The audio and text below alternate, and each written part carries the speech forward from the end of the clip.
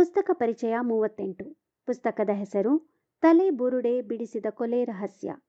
ಲೇಖಕರು ರಾಮಯ್ಯ ರೈ, ಕನ್ನಡಕ್ಕೆ ಜತ್ತಪ್ಪ ರೈ. ಅಭಿಪ್ರಾಯ ಗಿರೀಶ್ ಎವಿ. ಓದುತ್ತಿರುವವರು ಸಿಂಧು ಜಗನ್ನಾಥ್.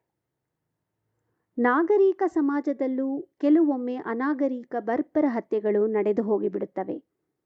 ವೈಷಮ್ಯವು ತಾರಕಕ್ಕೇರಿ ಉದ್ರೇಕದಲ್ಲಿ ಕೆಲವು ನಡೆದು ಹೋದರೆ, ಇನ್ನು ಕೆಲವು ಹತ್ಯೆಗಳು ವ್ಯವಸ್ಥಿತ ಯೋಜನೆ ರೂಪದಲ್ಲಿ ಪಳಗಿದವರಿಂದ ಸೂಕ್ಷ್ಮವಾಗಿ ನಡೆದು ಹೋಗಿಬಿಡುತ್ತದೆ. ಈ ಎರಡನೆಯ ಬಗೆಯ ಹತ್ಯೆಯ ತನಿಖೆಯನ್ನು ಕೈಗೆತ್ತಿಕೊಳ್ಳುವ ಪೊಲೀಸ್ ಅಧಿಕಾರಿ ತನಿಖೆಯ ಪ್ರತಿ ಹಂತದಲ್ಲೂ ತಮ್ಮ ಚಾಣಾಕ್ಷತೆ, ಸಾಮರ್ಥ್ಯ ಹಾಗೂ ಪ್ರತಿಷ್ಠೆಗಳನ್ನು ಓರೆ ಹಚ್ಚಿ ಮುನ್ನಡೆಯಲೇಬೇಕಾಗುತ್ತದೆ. ಇನ್ನು ತನಿಖೆಯ ಕೊನೆಯ ಹಂತದಲ್ಲಿ ಆ ಹತ್ಯೆಯನ್ನು ನ್ಯಾಯಾಲಯದಲ್ಲಿ ಸರಿಯಾದ ಸಾಕ್ಷಿಗಳಿಂದ ನಿರೂಪಿಸಿ ವಾದ ವಿವಾದಗಳನ್ನು ಎದುರಿಸಿ ಆರೋಪಿಗೆ ಶಿಕ್ಷೆಯಾಗುವಂತೆ ಮಾಡಬೇಕಾಗುತ್ತದೆ. ಕಾನೂನಿಗಿಂತ ದೊಡ್ಡವರು ಯಾರೂ ಇಲ್ಲ ಎಂಬುದು ಪರಮಸತ್ಯವೇ ಆಗಿದ್ದರೂ ಅಕಸ್ಮಾತ್ ಹತ್ಯೆಯ ಹಿನ್ನೆಲೆಯಲ್ಲಿ ಪ್ರಭಾವಿ ವ್ಯಕ್ತಿಗಳ ಪಾತ್ರವಿದ್ದರಂತೂ ಮುಗಿದೇ ಹೋಯ್ತು. ಪ್ರತಿ ಹಂತದಲ್ಲೂ ಅವರು ವ್ಯವಸ್ಥೆಯ ಮೂಲಕ ನಿರಂತರವಾಗಿ ಪ್ರಭಾವ ಬೀರಿ ತನಿಖೆಯ ದಿಕ್ಕನ್ನೇ ಬದಲಿಸುವ ಸಂಕಷ್ಟಗಳ ಸರಮಾಲೆಯನ್ನು ಎದುರಿಸಿ ಸಾಗಬೇಕಾಗುತ್ತದೆ. ಇಂತಹುದೇ ಒಂದು ತನಿಖೆಯನ್ನು ತಮ್ಮ ವೃತ್ತಿ ಜೀವನದಲ್ಲಿ ಓರ್ವ ಸಿಐಡಿ ಇನ್ಸ್ಪೆಕ್ಟರ್ ಕೈಗೆತ್ತಿಕೊಳ್ಳಬೇಕಾಗುತ್ತದೆ.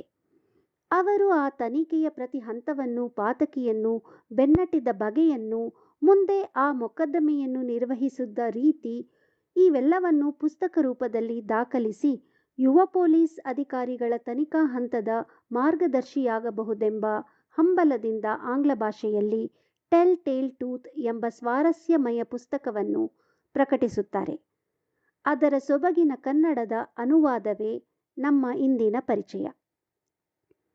1950ರ ಡಿಸೆಂಬರ್ನಲ್ಲಿ ಮಂಗಳೂರಿನ ಜಿಲ್ಲೆಯೊಂದರಲ್ಲಿ ಕೆರೆಯ ಕೆಲಸ ನಡೆಯುತ್ತಿರುವಾಗ ಮಣ್ಣಿನಲ್ಲಿ ಹುದುಗಿದ್ದ ಗೋಣಿ ಚೀಲ ಹೊರಬರುತ್ತದೆ. ಅದರಲ್ಲಿ ರುಂಡವೇ ಇಲ್ಲದ ದೇಹ ನಡೆದ ಹತ್ಯೆಯನ್ನು ಸಾರುತ್ತದೆ. ತನಿಖೆಯನ್ನು ಕೈಗೆತ್ತಿಕೊಳ್ಳುವ ಸಿಐಡಿ ಇನ್ಸ್ಪೆಕ್ಟರ್ DNA ಪರೀಕ್ಷೆಯಂತಹ ಆಧುನಿಕ ತನಿಖಾ ಪದ್ಧತಿಯೇ ಇಲ್ಲದ ಅಂದಿನ ದಿನಗಳಲ್ಲಿ ಅದನ್ನು ಜವಾಬ್ದಾರಿಯುತವಾಗಿ ನಿರ್ವಹಿಸಿ ಶೀಘ್ರದಲ್ಲೇ ಅದು ಯಾರ ದೇಹ, ಆ ಹತ್ಯೆಯನ್ನು ಮಾಡಿದವರು ಯಾರು ಎಲ್ಲವನ್ನೂ ಕಂಡುಕೊಳ್ಳುತ್ತಾರೆ. ಆದರೆ ಆ ಹತ್ಯೆಯ ರೂವಾರಿ ಗೋಮುಖ ವ್ಯಾಘ್ರನಂತಿದ್ದ ಪ್ರಭಾವಿ ಅಂತಾರಾಷ್ಟ್ರೀಯ ಕುಖ್ಯಾತ ಕ್ರಿಮಿನಲ್ ಎಂದು ತಿಳಿಯುತ್ತದೆ ಮತ್ತು ಆತ ಆ ಘಟನೆ ನಡೆದ ದಿನದಿಂದಲೇ ಕುಟುಂಬ ಸಹಿತ ಊರನ್ನೇ ತೊರೆದಿದ್ದು ತಿಳಿದುಬರುತ್ತದೆ. ಆದರೂ ತಮ್ಮ ಚಾಣಾಕ್ಷತೆಯಿಂದ, ಸಂಪರ್ಕ ಜಾಲ ನೆರವಿನಿಂದ ಅವನನ್ನು ನಡುದಾರಿಯಲ್ಲೇ ಬಂಧಿಸುತ್ತಾರೆ. ಆದರೆ ಆತ ತನ್ನ ಮಾತುಗಾರಿಕೆಯ ವಶೀಲಿಯಿಂದ ಬೇಕೆಂದಾಗ ತನಿಖೆಯಲ್ಲಿ ಸಹಕರಿಸುವ ಒಪ್ಪಂದದ ಜಾಮೀನು ತೆಗೆದುಕೊಳ್ಳುತ್ತಾನೆ. ಹೊರಬರುತ್ತಿದ್ದಂತೆಯೇ ಆ ಕಾರನ್ನೇ ಮುರಿದು ಪರಾರಿಯಾಗುತ್ತಾನೆ. ತನ್ನ ಅಜ್ಞಾತಮ್ಯದಿಂದಲೇ ತನ್ನನ್ನು ಬೆನ್ನಟ್ಟಿದರೆ ಪರಿಣಾಮ ನೆಟ್ಟಗಿರುವುದಿಲ್ಲ ಎಂಬ ಬೆದರಿಕೆಯನ್ನು ಪತ್ರವನ್ನು ಆ ಇನ್ಸ್ಪೆಕ್ಟರ್ಗೆ ಕಳುಹಿಸಿ ಸಾಮರ್ಥ್ಯವಿದ್ದರೆ ಹಿಡಿಯಬೇಕೆಂಬ ಪಂತವನ್ನು ಹಾಕಿರುತ್ತಾನೆ. ಇನ್ನೊಂದೆಡೆ ಆ ಪ್ರಭಾವಿ ಅಪರಾಧಿಗೆ ಬೆಂಬಲಕ್ಕೆ ನಿಂತಿರುವ ಮ್ಯಾಜಿಸ್ಟ್ರೇಟ್ ತನಿಖೆಯ ಹಾದಿ ತಪ್ಪಿಸಲು ಆರಂಭಿಸುತ್ತಾರೆ. ಇವೆಲ್ಲವನ್ನೂ ಆ ಇನ್ಸ್ಪೆಕ್ಟರ್ ಹೇಗೆ ಎದುರಿಸಿದರು?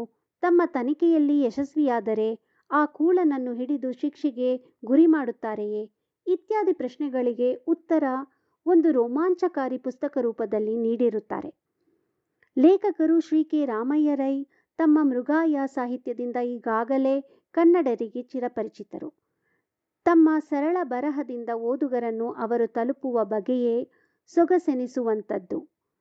ಇನ್ನು ಜತ್ತಪ್ಪ ರೈ ಅವರ ಅನುವಾದ ಅಷ್ಟೇ ಸೊಗಸಾಗಿ ಮೂಡಿಬಂದಿದೆ. ಹಿಡಿದಿರುವ ಈ ರೋಮಾಂಚಕಾರಿ ಕಾದಂಬರಿಯನ್ನು ಓದಿ ಆನಂದಿಸಿ. ಧನ್ಯವಾದಗಳು.